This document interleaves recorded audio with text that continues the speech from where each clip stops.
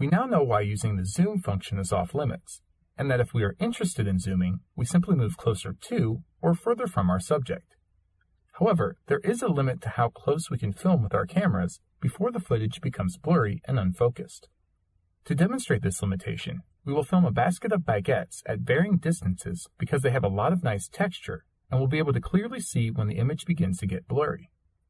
So starting at 3 feet, everything is clearly in focus, but if we really want to see the details of that bread, we're going to have to move closer.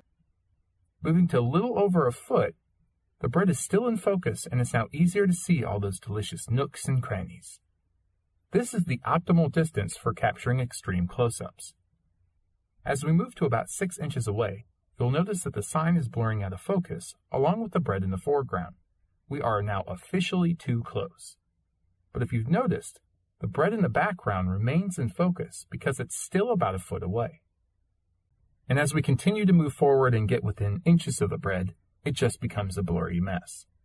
Now, your nonprofit will most likely not be filming close-ups of French bread, but when you're filming posters from your events or details from a rehab project, make sure to keep that camera about 12 inches away from whatever it is you're filming so that it still remains in focus.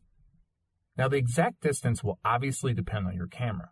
The important thing to realize is that there is a limit to how close you can film something. Some of the newer shoot and share cameras have a macro mode, which just means that they can focus at closer distances. But if you're looking for a good rule of thumb, keep it at about 12 inches. Again, we highly recommend that you experiment with your own equipment and find out what that exact limit is. But generally speaking, 12 inches should keep you out of trouble. In the next episode, we'll examine the quality of our footage when filming in a variety of lighting conditions.